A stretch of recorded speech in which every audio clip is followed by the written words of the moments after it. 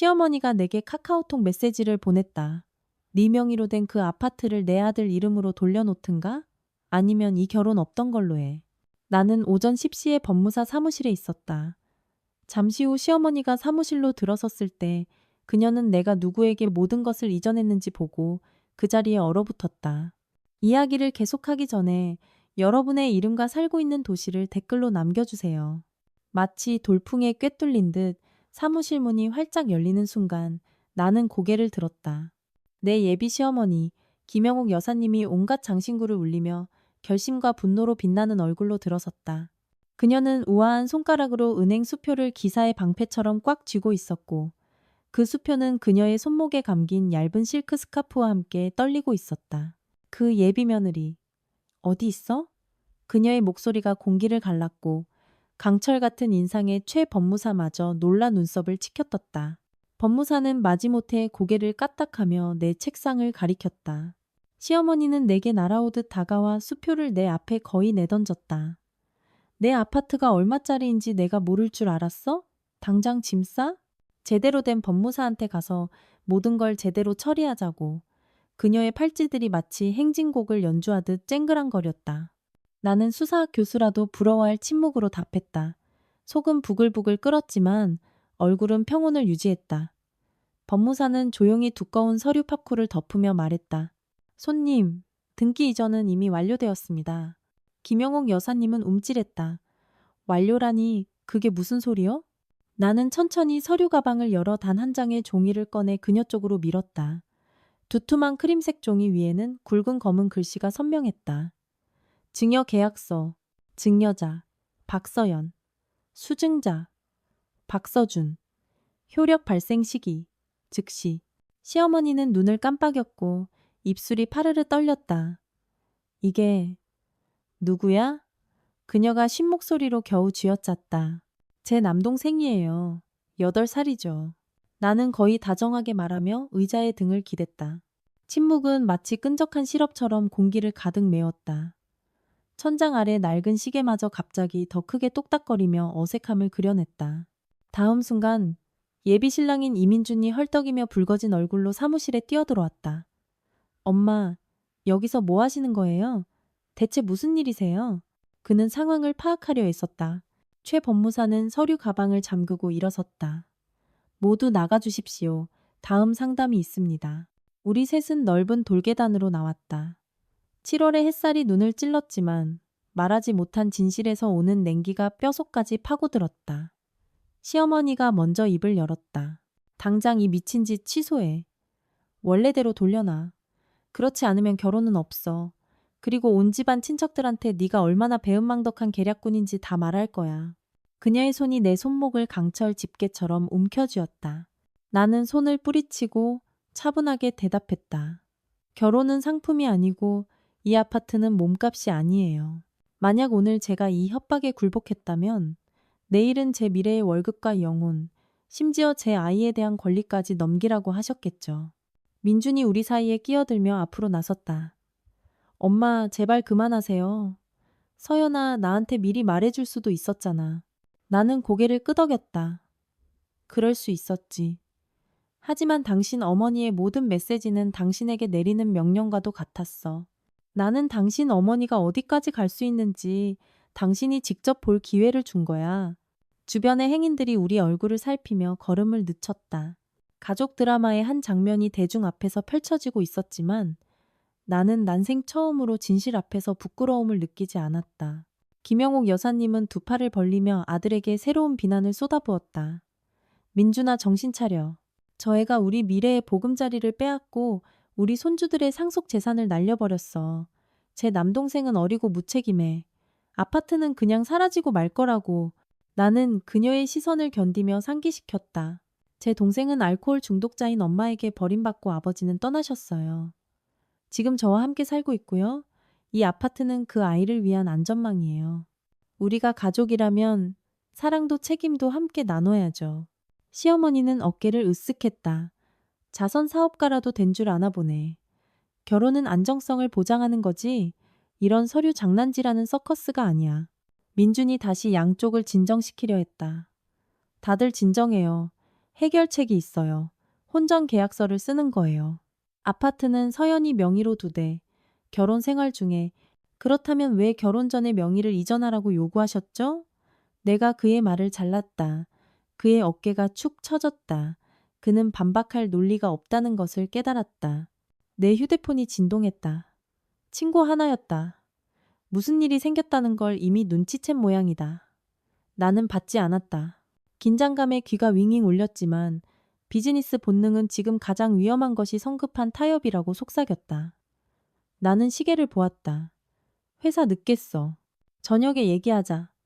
민준에게 말하고 차로 향했다. 등 뒤에서 시어머니가 내뱉는 소리가 들렸다. 두고 봐, 후회하게 될 테니까. 사무실로 가는 길은 안개 속 같았다. 머릿속에서는 하루 전 상담했던 변호사의 말이 윙윙거렸다. 남동생에게 증여한 것은 쉽게 뒤집기 어렵습니다. 후견인 위원회에서 문제를 제기할 수는 있겠지만 입장은 확고합니다.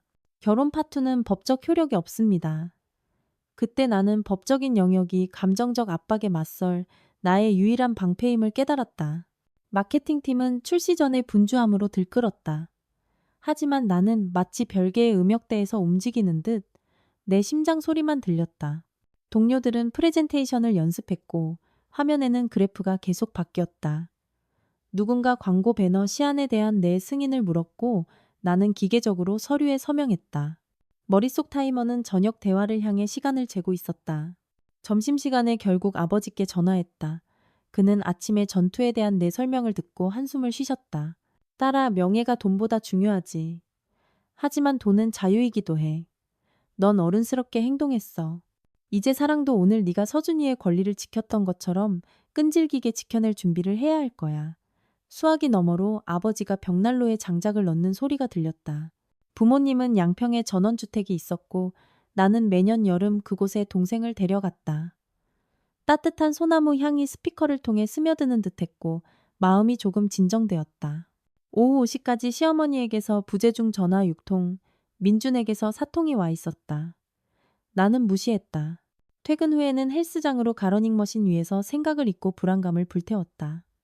매 순간의 스프린트는 두려움을 힘으로 바꾸었다.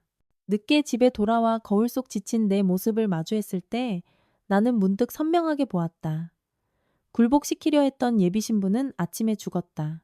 그 자리에는 아니오라고 말할 줄 아는 여자가 자라 있었다. 나는 캐모마일 차를 끓이고 노트북을 열어 민준과의 대화 계획을 토론 시나리오처럼 썼다. 목표, 논거, 리스크.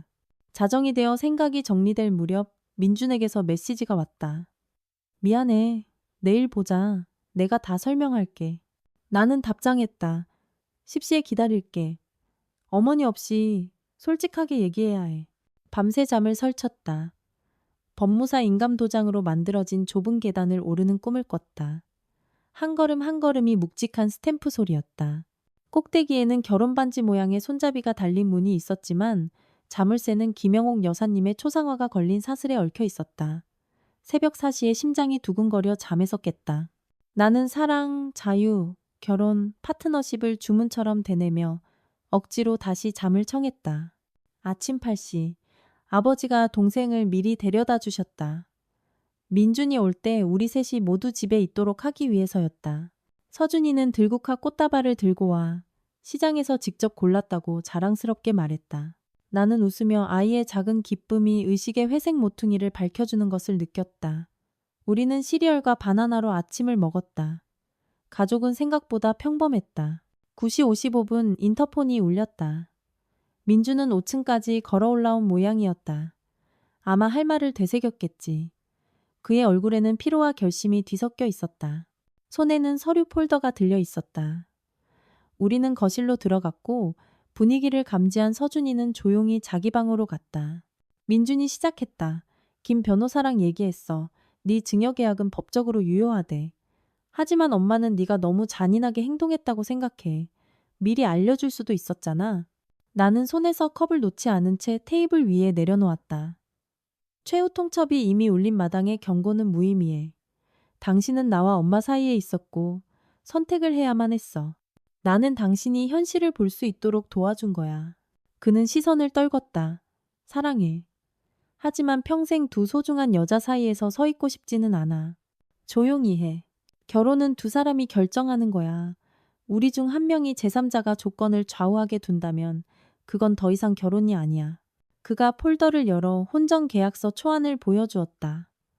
이혼 시 아파트는 내 소유로 남고 자녀 출생 시 공동 소유가 되며 결혼이 5년 이상 지속될 경우 나는 조항들을 살펴보며 시어머니의 두려움이 아들에게 얼마나 깊이 스며들었는지 속으로 생각했다.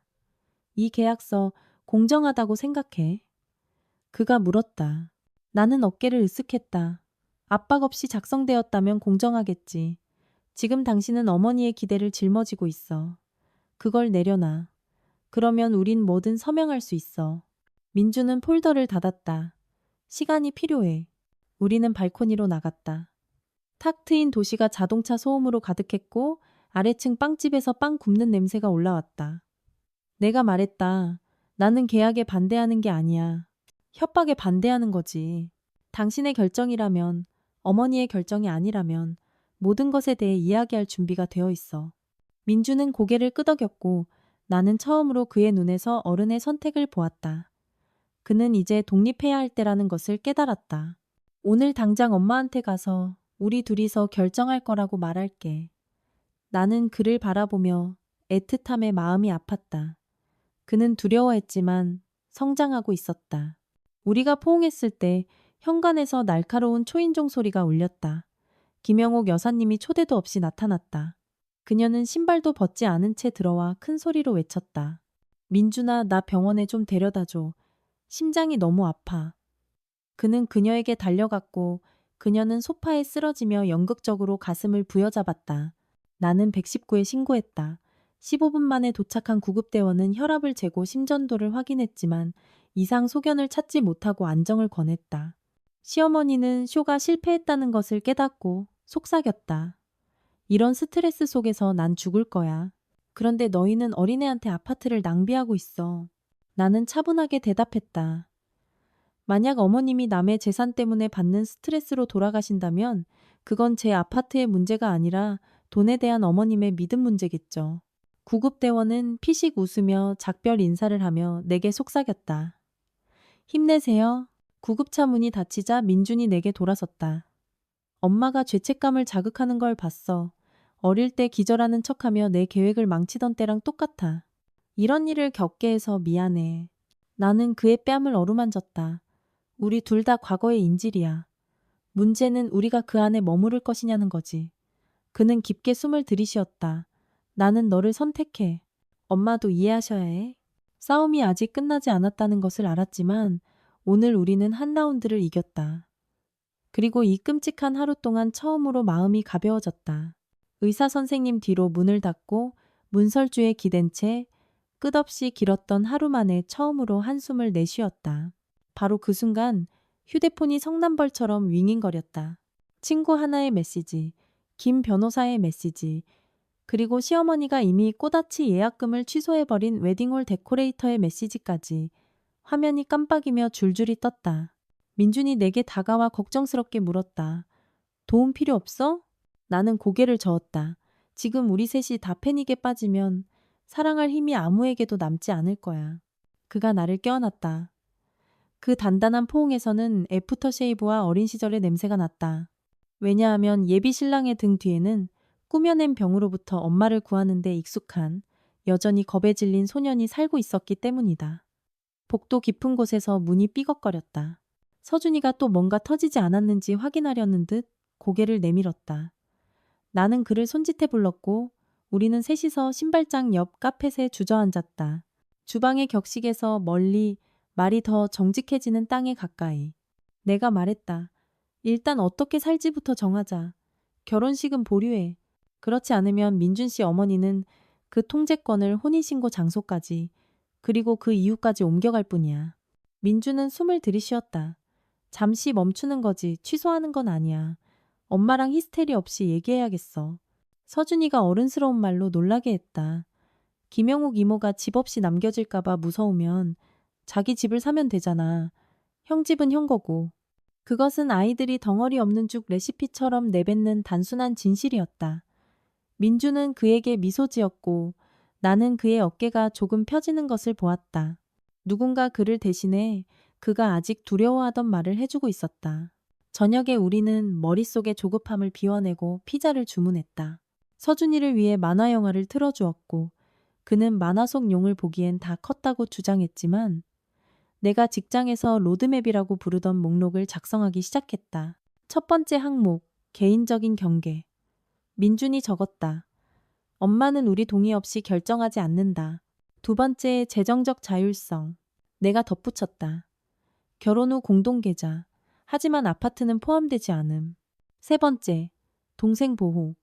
우리는 시어머니가 이론적으로라도 법원을 통해 아이에게서 집을 빼앗으려 할 수 없도록 내 사촌 삼촌을 신탁관리인으로 명시했다. 네 번째, 가족 상담. 민주는 놀랐지만 나는 내 주장을 굽히지 않았다. 심리상담사 앞에서 어려운 문제에 대해 이야기하는 법을 배우지 않으면 우리는 당신 부모님의 역사를 반복하게 될 거야. 그는 눈빛에 불안감이 스쳤지만 동의했다. 가족의 수치스러운 일을 드러내는 것은 그에게 공개적인 스트립쇼나 다름없었지만 다른 방법이 없다는 것을 그는 이해했다. 다음 날 시어머니는 소통 파업을 선언했다. 전화를 받지도 메시지에 답하지도 않았다. 민주는 그럼에도 불구하고 그녀에게 갔다. 아파트에 대한 조항이 빠진 곱셈 구구단 표처럼 간단한 혼전 계약서 인쇄물을 무기 삼아서 나는 집에 남아 재택근무에 집중했다. 고객사의 미디어 플랜을 짜야 했는데 커피 머신 광고 하나하나가 내 머릿속에서는 은유로 변했다. 버튼을 누르면 커피가 뿜어져 나온다. 약점을 보이면 압박이 들어온다. 서준이는 발코니에서 비를 피해 덮어둔 상자들로 우주기지를 만들며 놀았다. 로켓 발사 때마다 5, 4, 3, 2, 1 하는 실감나는 카운트다운이 함께했다. 나는 마치 그의 깡통 로켓이 우리 세계가 붕괴하지 않도록 지탱해주는 것처럼 마음속으로 그와 함께 숫자를 세고 있는 나 자신을 발견했다. 그리고 오후 2시 30분. 민준이 간결한 음성 메시지를 보냈을 때 저녁에 얘기하자. 아무것도 서명하지 마. 나는 가벼운 공포의 바늘에 찔리는 것을 느꼈다. 설마 협상이 최후 통첩 2탄으로 변한 건가? 오후 6시 우리는 공원에서 만났다. 그는 주머니에 손을 넣은 채 천천히 걸어왔고 다가와서 내 어깨를 꽉 쥐었다. 엄마가 증여를 다툴 변호사를 선임했어. 나는 마치 그 수를 예상했다는 듯 고개를 끄덕였지만 속으로는 무릎이 꺾였다. 그뿐만이 아니야. 그가 말을 이었다. 엄마가 내 적금 통장에서 돈을 인출했어. 은행에는 위임장이 있다고 말하고 서명을 위조했대. 충격에 나는 보도블록에 발이 걸려 비틀거렸지만 그가 나를 붙잡아 주었다. 그건 형사처벌감이야. 내가 조용히 말했고 머릿속에는 형법 조항들이 번쩍였다. 민주는 가까운 벤치에 앉았다. 작은 반환 신청을 했어. 은행은 조사가 끝날 때까지 계좌를 동결했어. 엄마는 히스테리를 부리면서 우리가 손주들을 절대 보지 못할 거라고 약속했대. 나는 그 옆에 앉았다. 그때 갑자기 여름비가 쏟아졌다. 우리는 피하지 않았다. 행인들은 서둘러 우산을 폈지만 우리는 심장에 달라붙는 그 습기보다 더 불쾌한 날씨는 상상할 수 없었기에 물이 우리를 흠뻑 적시도록 내버려 두었다. 밤에 나는 서류들을 정리했다. 증여계약서, 등기권리증, 가족관계 증명서, 심지어 아파트 수리에 쓴 낡은 영수증까지. 법원에 이 집이 내 오랜 자산이지 결혼 전에 사기가 아님을 보여줄 수 있는 모든 것을 꼼꼼하게 색색의 스티커로 붙였다. 내 계좌에서의 지출 내역, 법적 이력 증명. 책상 위에는 종이 요새가 자라났지만 나는 요새가 적의 포탄에 불타버린다는 것을 알았다. 그래서 새벽녘에는 노트북으로 옮겨가 가정법원에 장문의 편지를 썼다. 왜 8살 남동생에게 증여한 것이 안전장치인지를 설명하고 학교 생활기록부와 그의 정서적 안정에 대한 심리상담사의 소견서를 첨부했다. 모든 카드를 테이블 위에. 어둠은 없다. 오전 8시 등기우편과 이메일로 편지를 보내고 영수증을 철했다. 이 관료주의적인 리듬은 엔진의 작동을 연상시켰다. 회전수가 일정할수록 더 멀리 갈 수 있다. 점심때 친구 하나에게서 전화가 왔다. 내 시어머니가 너에 대해 SNS에 글 올리는 거 알아? 알고 보니 김영욱 여사님은 소셜미디어에 분노의 글을 연재하고 있었다. 비인간적인 며느리가 내 가족의 보금자리를 빼앗고 있어요. 좋아요로 저를 지지해주세요. 나는 프로필을 열어 동정부터 증오까지 수십 개의 댓글을 보았다. 하지만 대부분의 팔로워들은 나와 같은 부모의 인질들이었고 자신을 알아보며 갑자기 내게 개인 메시지를 보냈다. 힘내세요. 당신은 아니오라고 말할 수 있다는 영감을 줘요. 나는 사적인 전쟁을 토크쇼로 만들고 싶지 않아 페이지를 닫았다. 하지만 이상한 안도감이 피부를 스쳤다. 이 어둠 속에 나 혼자가 아니었다. 상황은 점점 격해졌다. 아버지는 가족 조정관을 찾아가 보라고 제안하셨고 나는 동의하여 토요일에 약속을 잡았다. 나와 민준, 시어머니, 조정관, 그리고 내 요청에 따라 중립적인 관찰자로서의 아버지. 토요일까지는 이틀이 남았지만 이틀 동안 우주는 모든 것을 뒤바꿀 수 있었다. 금요일 저녁 민준이 전화했다. 목소리가 갈라져 있었다. 엄마가 심장내과에 입원했어. 의사의 소견을 받아서 자기를 불안정하고 비정상적인 상태로 인정받고 나에 대한 의존성을 입증하는 법의학적 감정을 받으려 해. 내가 후견인의 동의 없이는 결혼할 수 없다는 걸 보여주려는 거야. 나는 펜을 떨어뜨렸다. 시어머니는 가장 얇은 얼음 위를 치고 있었다. 아파트를 위해 성인 아들을 금치산자로 만들려 하다니 그건 통하지 않을 거야. 나는 말했지만 100% 확신할 수는 없었다. 세상에는 건전한 논리가 빠져버리는 구멍들이 존재하니까. 토요일 아침 우리는 시어머니가 입원한 개인 병원으로 갔다. 로비에서는 소독약 냄새와 갓 켠 난방기 냄새가 났다. 복도는 살균된 흰색으로 반짝였지만 나는 벽이 환자들의 끈적한 공포로 스며든 것 같았다. 조정관인 이선영 선생님은 이미 와 있었다. 얇은 안경 너머로 부드러운 눈을 가진 마르고 단정한 여성이었다. 아버지는 방패처럼 서류 폴더를 들고 계셨다. 우리는 3층으로 올라갔다. 그곳에는 외로운 고무나무 하나가 병원의 모든 외풍에 맞서 방어선을 지키고 있었다. 병실에서 시어머니는 날씬한 다리를 구부린 채 누워 있었다. 침대 옆 탁자에는 휴대폰이 열려 있었고 왓츠앱에서는 올해의 여성상 콘테스트에서 저에게 투표해주세요 라는 메시지가 깜빡이고 있었다. 내가 먼저 들어가 인사했다. 그녀는 차갑게 대답했다. 이제 만족하니? 날 병원 신세까지 지게 만들고. 나는 의자 끝에 걸터 앉았다. 저는 이기러 온 게 아니라 합의하러 왔어요. 조정관은 녹음기를 켜고 규칙을 설명했다. 순서대로 말하고 말을 끊지 않고 입장이 아닌 이해관계를 찾는다. 시어머니는 아들의 미래를 위해 평생을 바친 이야기. 남편 사후 혼자 대출을 갚아 방 3개짜리 아파트를 사준 이야기. 내가 그 공원을 어떻게 무너뜨리고 있는지에 대한 독백을 시작했다. 조정관이 조심스럽게 물었다. 당신의 공원이 인정받는 것이 중요하신가요? 네. 당신의 공원을 가치 있게 여긴다는 것을 무엇으로 보여줄 수 있을까요? 시어머니는 생각에 잠겼다. 아파트의 부담을 설정해서 내 동의 없이는 팔 수 없게 하는 것. 민준이 놀랐다. 엄마, 하지만 서연이에게 아파트를 나한테 넘기라고 요구하셨잖아요. 그건 내가 제약 없이 팔고 새 집을 살 수 있다는 뜻이었어요. 엄마가 직접 그렇게 말씀하셨잖아요. 그녀는 버럭 화를 냈다. 그건 내가 너를 믿으니까. 하지만 쟤는 못 믿어. 그렇다면 문제는 저에 대한 신뢰군요. 조정관이 확인했다. 네, 시어머니가 고개를 끄덕였고 갑자기 그녀의 눈이 젖어들었다. 나는 쓸모 없어질까봐 두려워요. 아들을 완전히 잃을까봐 무서워요. 손주들이 태어나고 내가 밀려날까봐, 내 인생을 잘못된 곳에 투자했을까봐 두려워요. 나는 민준의 떨리는 얼굴을 보았다. 그는 어머니의 두려움을 이렇게 솔직하게 들어본 적이 없었다. 내가 말했다.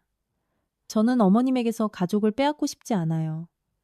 저는 우리 가족이 서로 다른 이해관계로부터 보호받기를 원해요. 이 아파트는 제가 거의 아들처럼 키운 아이의 안전장치예요. 어머님의 공헌은 다른 방식으로 반영될 수 있어요. 민준 씨가 다른 부동산에 지분을 사서 어머님과 손주들이 그곳에 등재될 수 있도록 하는 거죠. 우리가 아니라요. 조정관은 잠시 멈췄다. 김영옥 여사님의 필요 공헌 인정과 참여, 박서연 씨의 필요 동생의 안전, 이민준 씨의 필요 갈등 없는 가족을 정리해 봅시다. 그녀는 부드럽게 말했지만 그녀의 공식은 갑자기 길을 비추었다. 우리 모두 아파트에 대해 이야기했지만 벽돌 뒤에 아픔을 숨기고 있었다. 모두 1분간의 침묵을 가졌다. 복도의 커피 자판기마저 조용해졌다. 그때 아버지가 절제된 목소리로 제안하셨다. 제가 보증인이 되겠습니다. 동생에게 해가 가지 않도록 임시 후견인 의무를 제 명의로 하고 시어머니께는 매년 여름 2주간 저희 양평 전원주택에서 지낼 수 있는 평생 거주권을 드리겠습니다. 이렇게 함으로써 미래 아이들의 할머니로서의 역할을 인정하고 특권을 드리는 거죠. 민주는 그 우아한 수에 놀랐다. 시어머니는 생각에 잠겼다. 양평집은 나와 동생이 방학을 보내던 곳이었다. 그녀는 사진을 보고 장미를 감탄했었다. 노인에게 2주의 휴가는 공동체의 일원이라는 상징이었다. 조정관은 제안을 기록했다. 우리는 생각할 시간을 갖기 위해 각자의 자리로 흩어졌다. 의사가 들어와 시어머니의 혈압을 쟀다. 정상이었다. 그는 말했다. 퇴원하셔도 됩니다. 심장은 건강해요. 그녀는 손을 내저었다. 기다려. 1시간 후 우리는 테이블로 돌아왔다. 시어머니는 펜을 들고 말했다.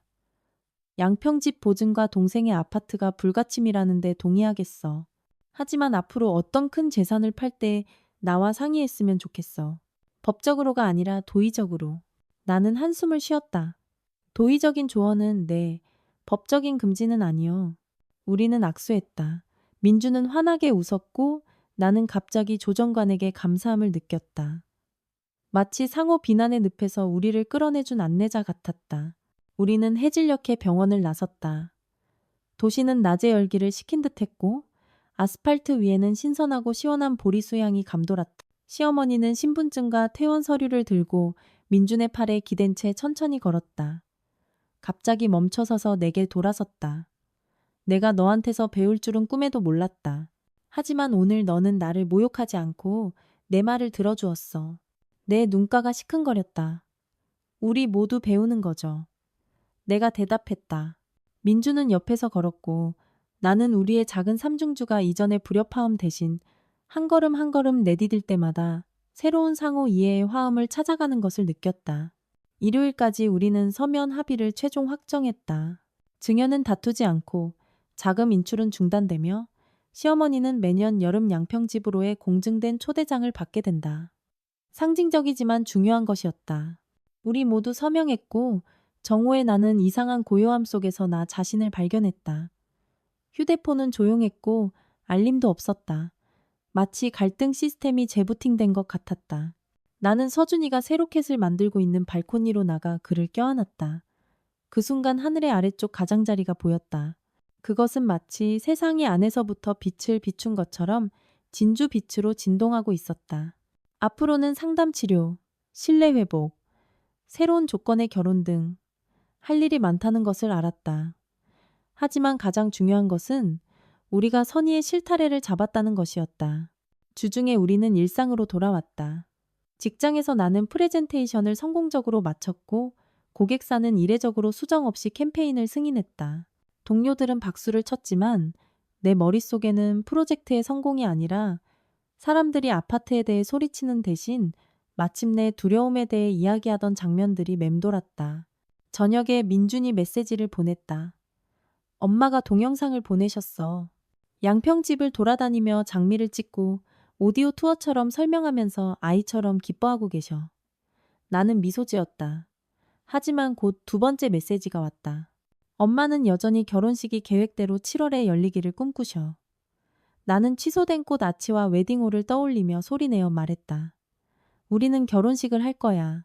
하지만 다른, 덜 화려하고 더 우리다운 결혼식으로. 2시간 후 우리는 카페에서 만났다. 각자 노트를 가져왔다. 민준이 위기관리 계획을 제안했다. 서울숲에서 작은 예식을 하고 그 다음엔 가족과 친구 20명과 함께 레스토랑에서 저녁 식사. 큰 축하 행사는 나중에 원하면 하자. 이제 우리가 최후 통첩의 검은 그림자 없이 파트너로서 계획을 세우고 있다는 사실이 나를 기쁘게 했다. 우리는 역할을 분담했다. 그는 레스토랑을 예약하고 나는 플로리스트와 사진작가를 맡기로 했다. 그 사이 시어머니는 예기치 않게 성인을 위한 재테크 강좌에 등록했고 남편에게 의존했던 것처럼 아이들에게 의존하지 않기 위해라고 음성 메시지로 자랑스럽게 알렸다. 나는 들으며 생각했다. 아마도 우리 이야기의 진정한 전환점은 법무사의 인감이 아니라 역할의 변화일지도 몰라. 그녀는 자립이 존중을 가져다 준다는 것을 보았다. 다음 가족 상담 세션에서 그녀는 말했다. 저는 그들의 결혼 생활의 검사관이 되고 싶지 않다는 걸 깨달았어요. 초대받는 손님이 되고 싶어요. 심리 상담사마저 그 솔직한 고백에 눈썹을 치켜떴다. 점차 혼돈은 잦아들었고 갑자기 삶은 새로운 에너지로 울려 퍼졌다. 민주는 다른 나라에서 프로젝트 제안을 받았다. 회사 유럽 지사에서 6개월간의 연수. 그것은 오랜 꿈이었다. 예전에는 어머니의 건강 때문에 떠나기를 두려워했지만 이제 그는 말했다.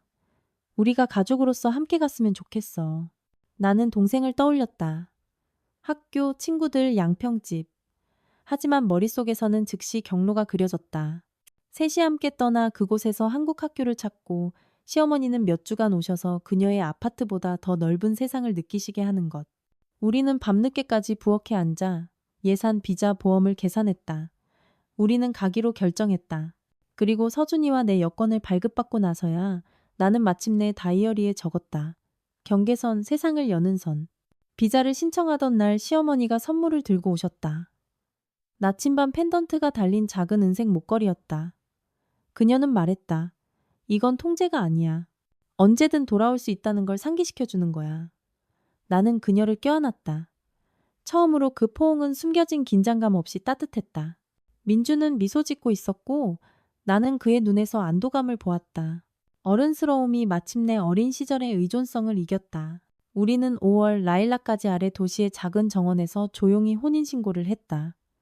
공기는 따뜻했지만 숨막히지 않았다. 예식에는 20명이 참석했다.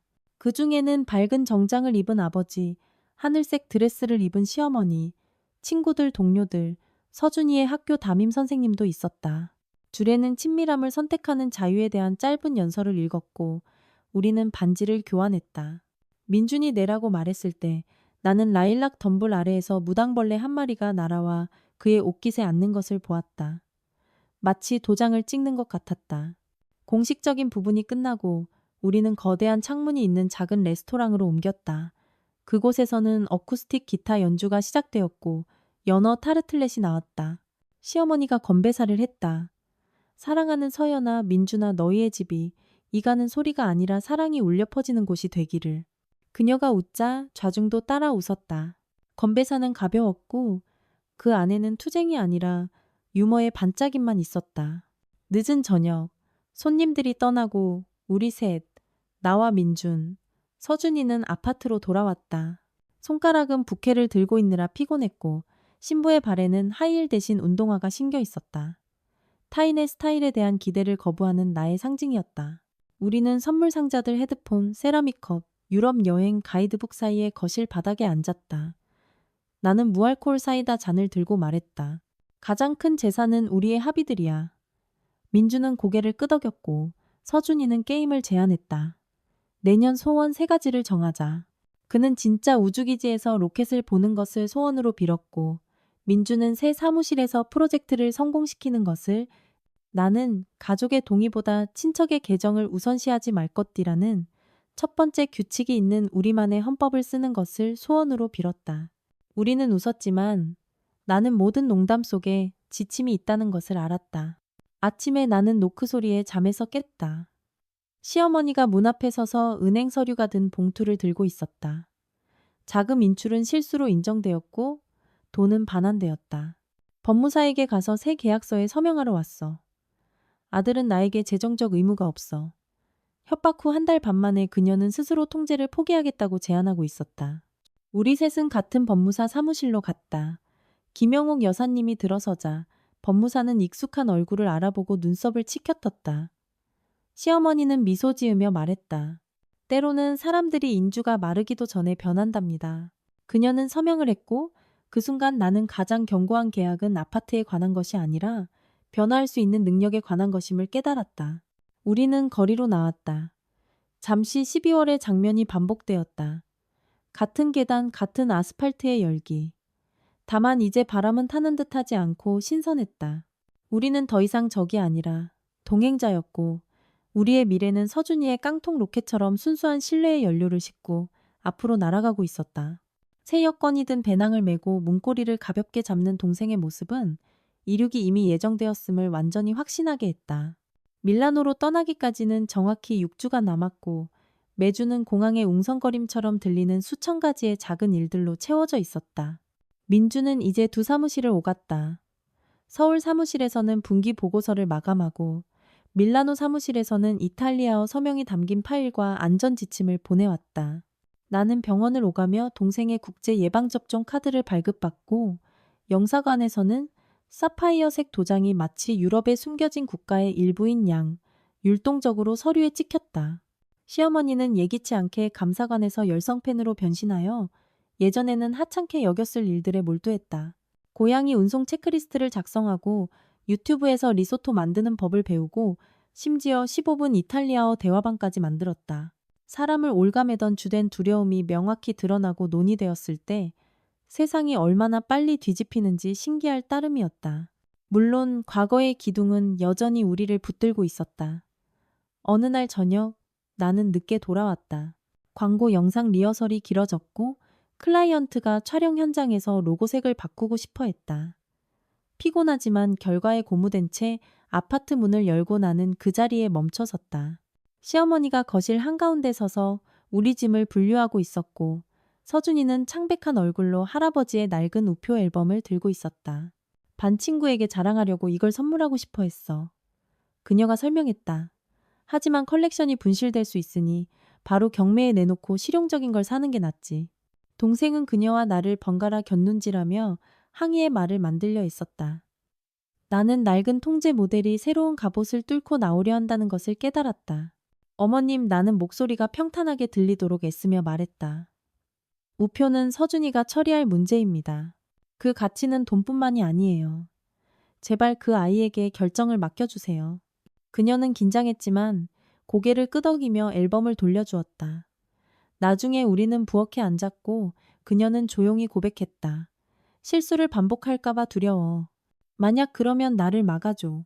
이 자발적인 경계선 요청은 어떤 경배보다도 나를 감동시켰다. 나는 습관적으로 커피 머신을 켜고 그녀에게 컵을 건네며 물었다. 혹시 민준 씨와 상관없이 개인적으로 무언가 꿈꿔보신 적 있으세요? 그녀는 생각에 잠겼다가 거의 속삭이듯 내뱉었다. 젊었을 때 무대 의상을 만드는 아틀리에를 열고 싶었어. 하지만 인생, 주택담보대출, 남편. 우리는 온라인으로 작은 재봉틀을 주문했다. 그녀의 눈은 마치 다시 18살이 된 것처럼 반짝였다. 출국일이 가까워질수록 시간은 드럼 시계의 태엽처럼 빽빽하게 압축되었다. 토요일, 민준과 내가 짐 목록을 수정하고 있을 때 학교에서 전화가 왔다. 교장 선생님이 급히 와달라고 했다. 대화는 긴장되었다. 알고 보니 몇몇 아이들의 부모가 서준이가 반을 떠나 해외로 간다는 사실을 알게 되었고 한 질투심 많은 아이에게서 어른들의 대화에서 엿들은 훔친 돈 이야기가 퍼져 뿌리를 내린 것이었다. 교장 선생님은 갈등은 진화되었지만 전반적인 분위기가 불안하다고 엄격하게 말했다. 나는 교장실에 앉아 등줄기를 타고 기어오르는 익숙한 죄책감과 분노의 혼합물을 느꼈다. 우리는 동생에게 아파트를 주었지만 그것이 부의 메달이 아니라 방탄조끼라는 것을 세상에 설명하는 것을 잊었다. 나중에 나는 서준이와 이야기했다. 그는 어깨를 움츠린 채 창가에 서 있었다. 싸우고 싶지 않았어. 하지만 걔들이 누나가 내 모든 걸 빼앗아갈 거라고 했어. 나는 그 옆에 웅크리고 앉았다. 사람마다 각자의 진실이 있어. 중요한 건 네가 모든 사람에게 네 가치를 증명하지 않고 정직하게 사는 거야. 너는 변명할 의무가 없어. 그는 고개를 끄덕였지만 나는 날카로운 상처가 남을 것을 보았다. 하지만 삶은 불안을 선물로 잠재웠다. 민주는 연수가 확대된다는 편지를 받았다. 그는 전 라인업의 리브랜딩 프로젝트를 맡게 되었고 밀라노 외곽의 관사 아파트가 제공되었다. 궁전은 아니지만 기와지붕이 줄지어 보이는 다락방의 밝은 로프트였다. 그가 보내온 사진에는 넓은 창문, 다락으로 이어지는 금속 계단이 있었다. 우리는 사진을 인쇄의 벽에 붙이고 종이 가구를 오려 계획을 그렸다. 서준이는 창문에 미니 로켓을 붙였다. 얘는 여기서 이륙할 거야. 바로 그때 나는 깨달았다. 임시 출장에서 미지의 그러나 이미 사랑받는 새로운 집이 탄생하고 있었다. 출국 직전 마치 삶이 인내심을 시험하듯 사건이 터졌다. 은행에서 민준의 개인 계좌에서 돈을 반환하는 절차가 지연되고 있다고 통보했다. 서명 확인 결과 불일치가 나타났는데 사건에 그의 어머니가 같은 계좌로 보낸 오래된 이체 내역이 떠올랐다. 우리 이야기가 있기 훨씬 전의 일이었다. 법무팀은 자금 세탁 혐의를 우려해 파고들기 시작했다. 민주는 초조해했다. 만약 내가 위험 리스트에 오르면 비자가 동결될 수 있어. 우리는 김 변호사를 불렀다. 그는 저녁 8시에 피곤한 모습으로 인쇄물 뭉치를 들고 와 진단을 내렸다. 3년 전 시어머니께서 아들 계좌를 이용해 남편의 옛 조합 파트너의 돈을 이체하셨습니다. 액수는 범죄 수준은 아니지만 눈에 띄는 금액입니다. 이탈리아 은행에 해명서를 쓰고 경찰청에 사본을 제출하고 세금 증명서를 첨부해야 합니다. 나는 민준이 전화로 어머니를 꾸짖는 것을 보았다. 목소리를 억누르려 애쓰면서. 김영옥 여사님은 울면서 회개했지만 과거의 죄에 빠져 다시 낡은 가해자의 가면을 썼다. 나는 치유의 길이 직선이 아니라 구불구불한 길이라는 것을 깨달았다. 우리는 밤을 새워 서류를 모았다. 세금 신고서, 낡은 계약서, 그 조합 건설 회계팀과의 이메일. 민주는 마치 지뢰밭을 걷듯 기록 보관소를 뒤졌다. 각 폴더는 부모님의 또 다른 말하지 않은 약속으로 폭발할 수 있었다. 아침이 되자 우리는 지쳤다. 희미한 새벽의 창백한 빛이 커튼을 통해 스며들었다. 내가 주전자를 올리자 민준이 말했다. 만약 비자가 취소되면 그건 그런 운명인 거야. 중요한 건 우리가 함께 있다는 거지. 하지만 나는 그의 꿈이 그런 운명이라는 말을 용납하지 않는다는 것을 느꼈다. 우리는 차를 마시고 파일을 꼼꼼히 다시 읽은 후 변호사에게 보냈다. 이틀 후 이탈리아 은행에서 답장이 왔다. 서류는 합법성을 증명하며 위험 한도는 낮습니다. 민주는 사무실에 서 있다가 편지를 읽었고 나는 전화기 너머로 그의 숨소리가 마치 벽이 환풍기에 날아간 것처럼 소리를 내며 빠져나가는 것을 들었다. 그가 문자를 보냈다. 깨끗해. 밀라노가 기다려. 나는 잠시 멈췄다가 마케팅 부서 직원들이 상자를 나르는 복도에서 웃으며 펄쩍펄쩍 뛰었다. 그들은 놀라서 고개를 갸웃거렸지만 미소 지었다. 편집장이 프린터와 정수기 사이에서 춤추는 일은 드물었으니까. 출국일은 교향곡의 피날레처럼 다가왔다. 모든 것이 이미 말해졌고 이제 화음을 터뜨릴 일만 남았다. 공항은 마지막 꿀을 모으는 벌집 같았다. 웅성거리는 소리, 유혹적인 커피향, 전광판의 행렬. 시어머니가 가장 먼저 도착했다. 그녀의 손에는 새 바늘꽂이가 든 작은 케이스가 있었고 내게 건네며 말했다. 이유들이 찢어질 때 네가 꿰맬 수 있도록. 우리는 이 은유의 방어조차 하지 않고 그저 감사했다. 아버지는 나를 안아주시며 주머니에 편지를 넣어주셨다. 힘들 때 읽어라. 물론 눈물이 났지만 지난번 작별 때보다 가벼웠다. 내면에는 우리는 희생자가 아니라 여행자다라는 확신에 찬 바리톤 목소리가 울렸다. 비행기 안에서 동생은 기쁨에 사로잡혔다. 그는 창가에 앉아 활주로에 흰 선들을 세웠다. 이륙은 부드러웠지만 화물칸 문이 닫히자마자 유럽의 현실은 사실이 되었다. 우리는 야간 비행을 했고 창밖으로는 마치 세상이 행성의 신경계 지도를 그리는 듯 도시들의 거미줄이 빛나고 있었다. 밀라노는 깎아놓은 레몬처럼 황금빛 새벽으로 우리를 맞았다. 우리는 터미널을 나왔고 축축한 커피 향과 달콤한 공기가 얼굴을 때렸다. 플라스틱 좌석이 있는 노란 택시에서 운전사가 쾌활하게 외쳤다. 플라스틱 좌석이 있는 노란 택시에서 운전사는 쾌활한 이탈리아어로 우리를 환영하며 이곳이 바로 패션과 꿈의 도시라고 소리쳤다. 서준이는 첫 그래피티를 찾으려 유리의 얼굴을 바싹 대었고 민주는 내 어깨를 꽉 껴안으며 속삭였다. 우리 출발선까지 달려왔어. 아파트는 사진보다 훨씬 좋았다. 천장 아래 나무들보, 나선형 계단, 다락 위 투명한 지붕. 우리는 여행 가방을 풀었고 텅 빈 방에는 우리 발소리가 메아리쳤다. 책, 사진 액자, 우표, 로켓을 창가에 놓을 때까지. 이틀 만에 우리는 서준이를 위한 학교를 찾았다. 국제반에서는 4가지 언어를 사용했고 폴란드인 선생님은 뱀비니, 임파레라노 벨로스멘티, 아이들은 빨리 배웁니다. 라고 안심시켜 주었다. 동생은 부끄러워했지만 가장 좋아하는 과목을 묻자 가슴을 내밀며 물리학이요. 라고 말했다. 선생님은 윙크했다. 별에 대한 사랑은 보편적이죠. 그 사이 민주는 프로젝트에 몰두했다. 동료들은 그를 이를 루소컨 파시엔자, 인내심 있는 러시아인다고 불렀다. 시안을 10번이나 수정해도 폭발하지 않는 점을 지적하면서 나는 프리랜서 사무소에서 금방 일거리를 찾았다. 현지 스타트업에 대한 기사, 영어 프레젠테이션 편집, 심지어 크로스컬처 마케팅에 대한 팟캐스트 녹음까지 우리는 소박하게 살았다. 저녁에는 파스타, 나빌리오 운하 산책, 부티크 대신 벼룩시장 방문. 하지만 이 소박한 생활 속에서 새로운 자유가 꽃피었다. 아무도 서울의 아파트가 누구 소유인지 묻지 않았고 아무도 최후 통첩을 하지 않았다.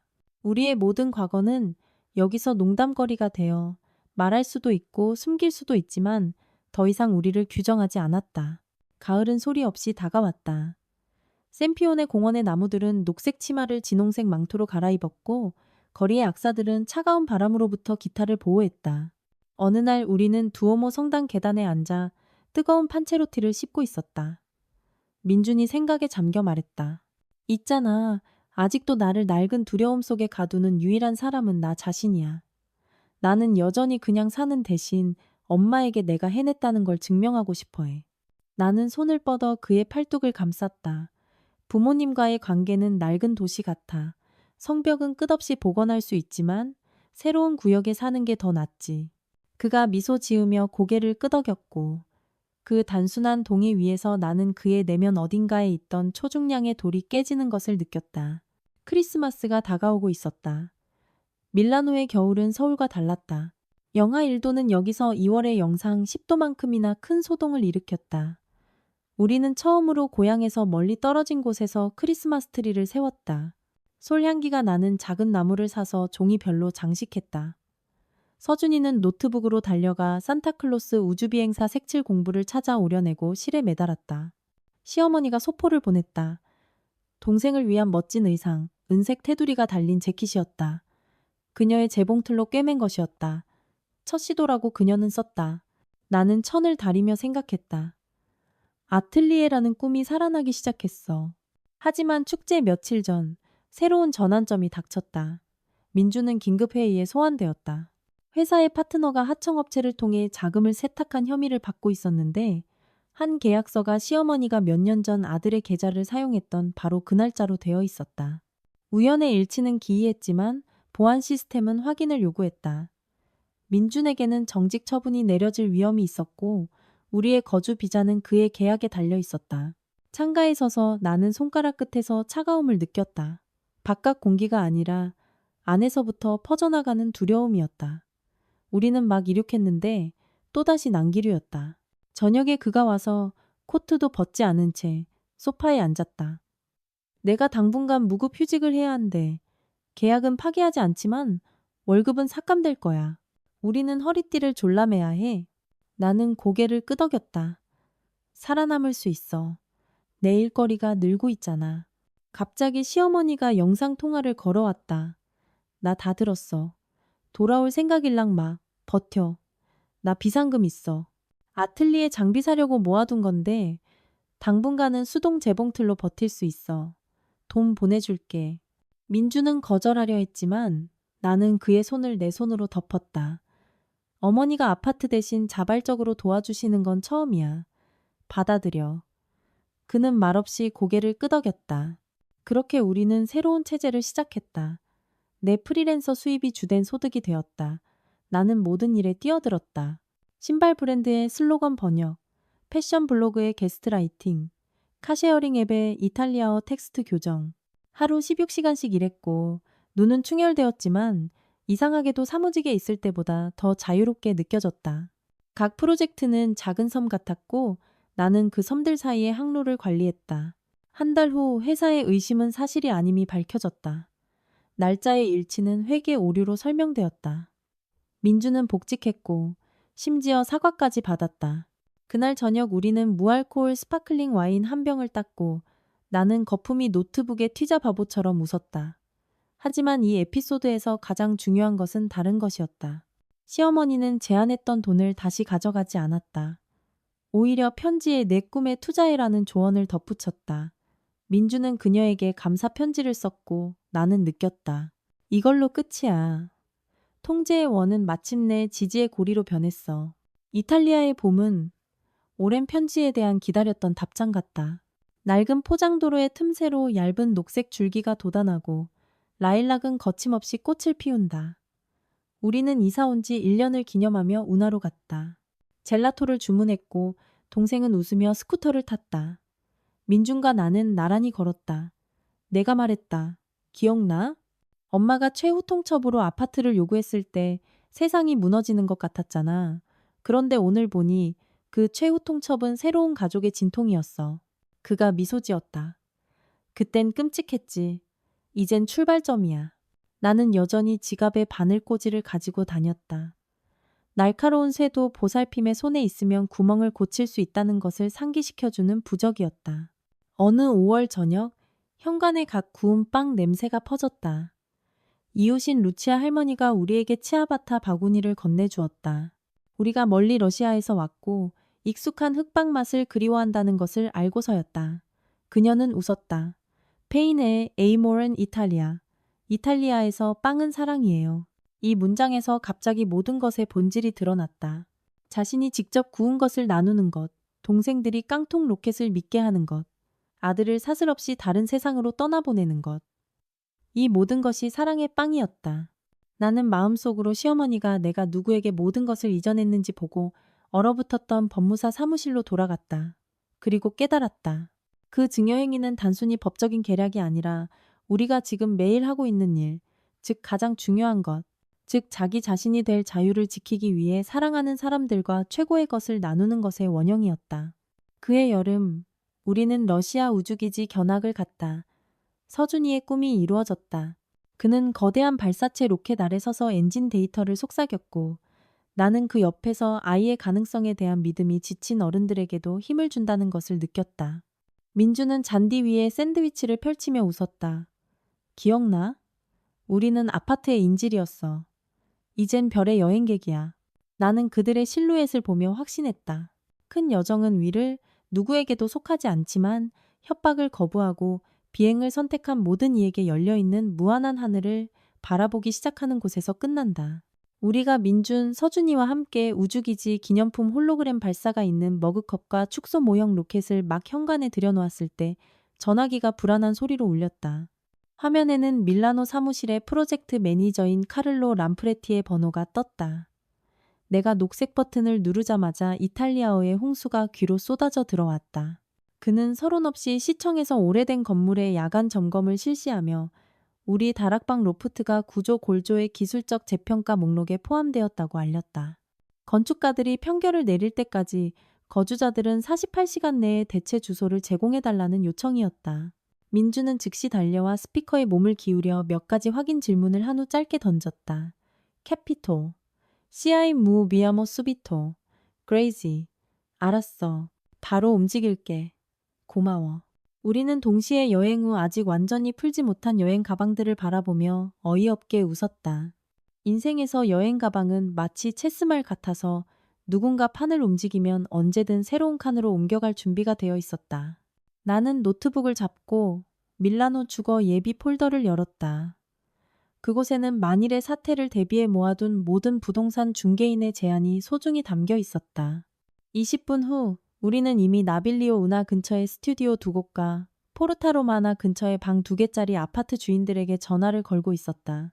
서준이는 기념품 로켓을 굴려 배낭에 봉제 인형 위성과 함께 넣고 질문 없이 소파에 앉아 명령을 기다렸다. 그의 인내심은 어떤 어른이라도 부러워할 만했다. 그날 저녁 우리는 5군데를 둘러보았다. 어떤 곳은 곰팡이 냄새가 났고 어떤 곳은 건설 비계가 서 있었다. 하지만 마지막 집 곤돌라처럼 좁은 리버티 양식의 집에서 나는 보통 좋은 줄거리를 예고하는 변화의 공기를 맡았다. 좁은 계단, 모자이크 바닥, 아치형 창문. 아파트는 낡은 오페라 아리아의 가벼운 슬픔을 풍겼지만 그것은 지배적인 습기 없는 정직한 슬픔이었다. 집주인인 로지 할머니는 지휘자의 미망인이었고 대화에 음악적 은유를 섞었었다. 민준이 피라모닉 앱 리브랜딩 작업을 한다는 말을 듣고는 할인을 제안했다. 페르이 조바니 뮤직 스타일 델 마케팅.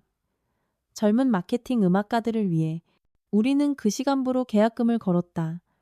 이사는 36시간 만에 끝났다. 우리는 민준회사 기술부의 판지 상자에 짐을 담았고 서준이는 그의 코스모스 시리즈를 별도의 가방에 담아 로켓 모형을 굳게 쥐고 상자 옮기는 것을 도왔다.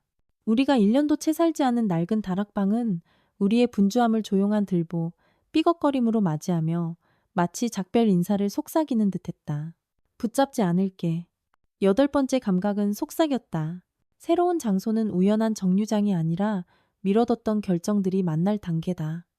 우리는 짐을 풀고 최소한의 가구를 배치하고 와이파이를 연결했다. 삶은 매트리스, 머그컵, 노트북만 있으면 시작할 수 있는 임시 캠프 모드로 안정되었다. 사흘째 되던 날, 우편함에 노란 봉투가 떨어졌다. 커뮤니타 테리토리얼의 지역위원회 라는 인장이 찍힌 편지였다. 지역위원회는 건물 지하실 공간을 아트센터로 개조할 계획이라며 주민회의에 초대했다. 로지 할머니는 통지서를 건네며 민준에게 동행을 부탁했다. 자네는 젊고 내가 영어로 말하는 것보다 이탈리아어를 더 잘하잖아. 회의에 가보니 지하실이 전쟁 전에는 작은 모자 아틀리에에 속해 있었다는 사실이 드러났다. 페도라와 카노티의 실루엣이 새겨진 타일 메달리온이 그 사실을 상기시켰다. 입주자 모집 이야기가 나오자 민주는 무대 의상 작업실을 꿈꾸던 사람을 안다고 한마디 거들었다. 위원회는 활기를 띠었다. 극장과 발레리나를 위해 옷을 짓는다는 아이디어는 프로젝트의 미적 방향과 정확히 일치했다. 나는 그가 어머니의 기술을 설명하는 것을 보며 감탄으로 심장이 벅차올랐다. 불과 1년 전만 해도 어머니의 드라마에 휘말리던 남자에서 그는 세대와 문화를 잇는 다리가 되어 있었다. 우리는 주거 문제를 성공적으로 해결한 것을 축하하며 레스토랑에서 시어머니에게 영상통화를 걸었다. 나는 서울의 전차 소리가 식당에서 흘러나오는 나폴리 칸타타의 리듬에 섞이는 것을 들었다.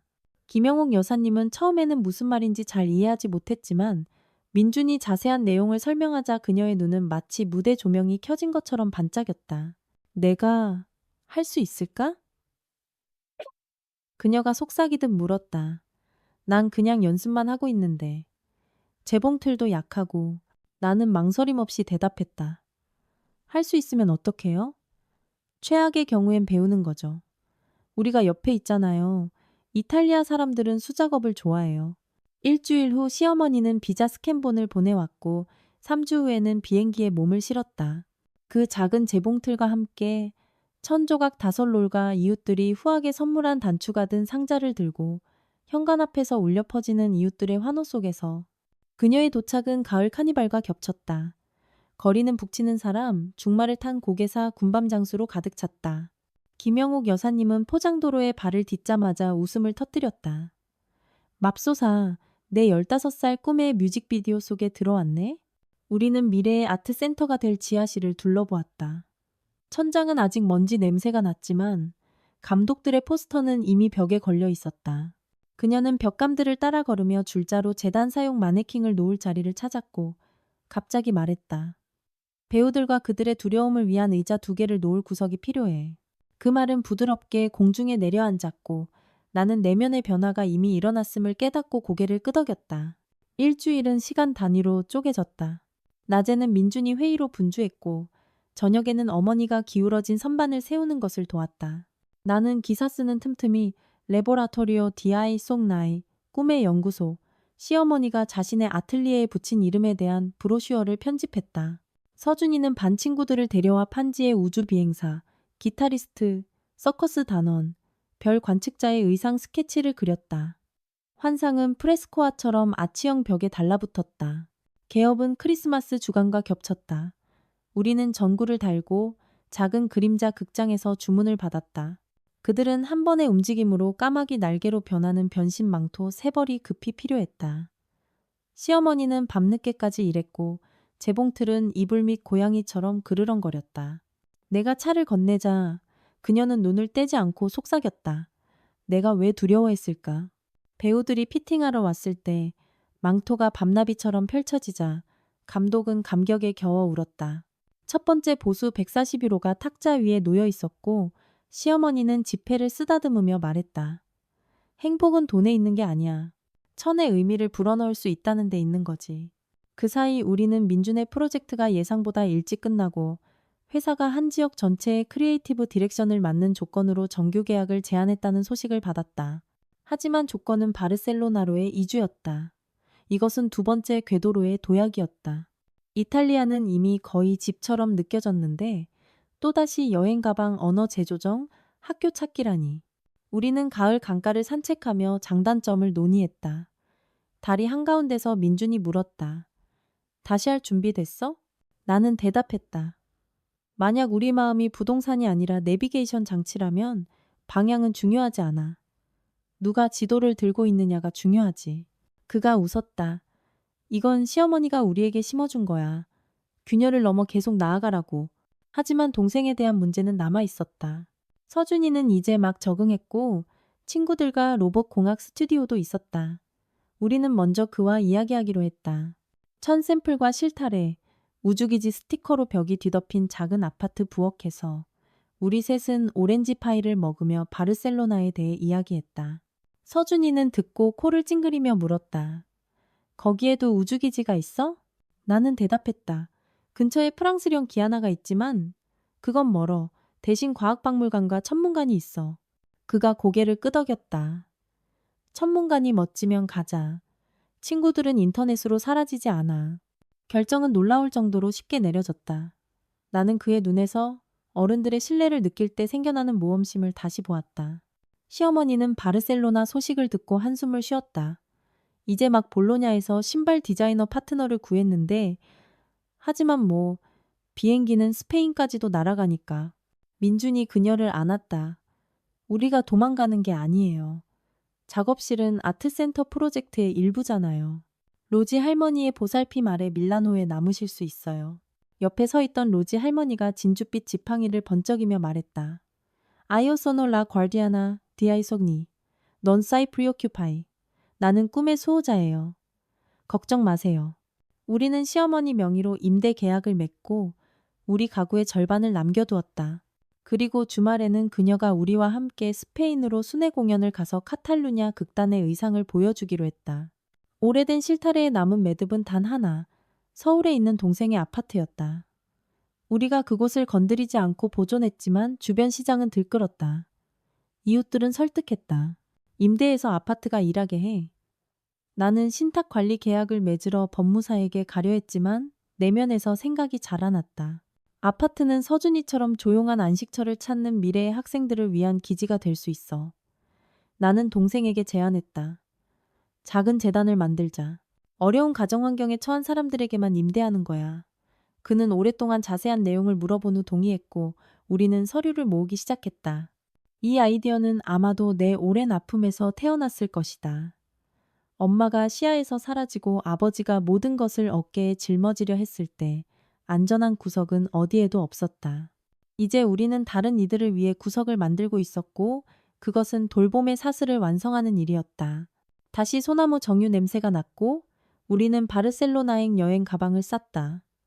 나는 처음처럼 경련적인 떨림을 느끼지 않는 나 자신을 발견했다. 이동 과정은 이륙전 장비 점검처럼 의식이 되었다. 로지 할머니 바이올리니스트 이웃과 작별하고 꿈의 연구소에서 크리스마스 쇼를 열었다. 시어머니는 마지막 순서로 여배우의 변신 드레스를 입고 등장했다. 한 번의 지퍼 조작으로 엄격한 올리브색 드레스가 밝은 주홍색 망토로 변했다. 불타지 않고 길을 비추는 불꽃을 상징하는 것이었다. 관객들은 감탄했고 휴대폰 플래시가 터졌다. 그 순간적인 별똥별 속에서 나는 울고 싶었다. 모든 것이 아파트에 대한 최후 통첩으로 시작되었지만 각자가 자신의 무대를 찾은 창조적인 소용돌이로 귀결되었다. 바르셀로나의 짠내음과 묵직한 공기가 우리를 맞았다. 가우디의 레이스와 람블라스 거리의 잠자리들로 펼쳐진 도시는 즉시 다른 리듬을 제안했다. 거리의 북소리는 전차 종소리보다 더 자주 울렸고 교차로에서는 하몬과 신선한 소시지 냄새가 풍겼다. 우리는 포블레노우 지역, 옛 공장 건물을 로프트로 개조한 곳에 자리를 잡았다. 창문은 그래피티로 뒤덮인 낡은 공장 굴뚝을 바로 마주보고 있었다. 나는 산업의 과거가 창조의 미래와 손잡고 가는 모습이 마음에 들었다. 민주는 일에 착수했고 나는 새로운 인맥을 쌓았다. 스페인 시장은 러시아어와 영어를 아는 편집자를 필요로 했다. 동생은 천문학을 축구 경기처럼 대하는 학교에 녹아들었다. 매주 그곳에서는 라리가 해설자들의 열정으로 찬드라와 허블 망원경의 새로운 소식을 토론했다. 시어머니는 한 달 후 도착했다. 카탈루냐 극장의 포트폴리오를 보여주기 위해 소형 프로젝터를 가져왔고 해변에서는 즉흥적인 런웨이를 열었다. 감독이 데려온 여배우들이 모래 위를 걸었고 바람은 불꽃 망토를 부풀렸다. 관객들은 스토리를 찍었다. 저녁에 모닥불 옆에 앉아 그녀는 말했다. 만약 1년 전 누군가 아파트에 대한 최후 통첩이 내게 자신의 아틀리에를 선물할 거라고 말했다면 나는 그를 미쳤다고 불렀을 거야. 민주는 불씨를 모래로 덮으며 미소 지었다. 민주는 불씨를 모래로 덮으며 미소 지었다. 이제 우리에겐 우리만의 지도가 있어. 서울, 밀라노, 바르셀로나. 나는 덧붙였다. 그리고 각 지점은 이륙장으로 변한 장벽이야. 스페인의 봄은 소리처럼 피어난다. 하룻밤 사이에 아몬드 나무는 이미 하얀 포도송이처럼 거품을 낸다. 3월 시우타데아 공원을 산책하던 중 우리는 서울에서 편지를 받았다. 청년주거지원재단이 공식적으로 등록되었고 첫 번째 의대생이 5월에 입주한다는 내용이었다. 나는 편지를 펼치고 돌봄의 원이 완성되었다는 것을 느꼈다. 동생이 달려와 다음 로켓 이름을 이 학생의 이름으로 지어도 되냐고 물었다. 그녀가 새로운 기회가 필요한 모든 사람을 안에 품고 날아가게 하자. 나는 웃으며 그의 어떤 아이디어에도 동의했다. 아이가 포용적인 로켓 이름을 제안할 때 그것은 양육이 올바른 궤도를 따라가고 있다는 뜻이다. 하지만 운명은 우리의 용기가 빈 선언이 아닌지 시험하기를 좋아한다. 4월 민준의 프로젝트에서 상표 등록 데이터에 오류가 있는 거대한 광고 캠페인이 발견되어 소송 위협에 직면했다. 상사는 그에게 브랜드를 완전히 재구성할 일주일을 주었다. 민주는 집으로 돌아와 창백한 얼굴로 문턱에 앉아 말했다. 내 안에서 다시 두려움이 요동쳐 해내지 못하고 너희를 실망시킬 거야. 나는 그 옆에 앉아 이탈리아에서 아직 열어보지 않은 아버지의 편지를 떠올렸다. 봉투를 열었다. 안에는 한 문장이 적힌 종이가 있었다. 강한 사람은 넘어지지 않는 사람이 아니라 사랑하는 사람이 넘어질 때를 대비해 부드러운 땅을 준비하는 사람이다. 내가 소리내어 읽자 민주는 이상하게 안도하며 미소 지었다. 그래서 우리가 이 모든 낙하산 작업실 재단 동료회를 만들었구나. 그는 일어나서 마치 우주정거장의 먼지를 털어내듯 노트북으로 뛰어들었다. 하루 후 나와 서준이는 그에게 샌드위치와 커피를 날랐다. 사흘 후 브랜드 템플릿은 완성되었고 변호사들은 손뼉을 쳤다. 재협상은 통과되었고 소송은 취하되었다. 우리는 발코니에 서서 지중해의 먼 울음소리를 들었고 그가 말했다. 이제 확실히 알아. 우리 가족에게 추락은 비행의 일부야. 가을, 바르셀로나에서 국제연극기술 박람회가 열렸다. 시어머니는 바다의 날개 컬렉션을 가져왔다.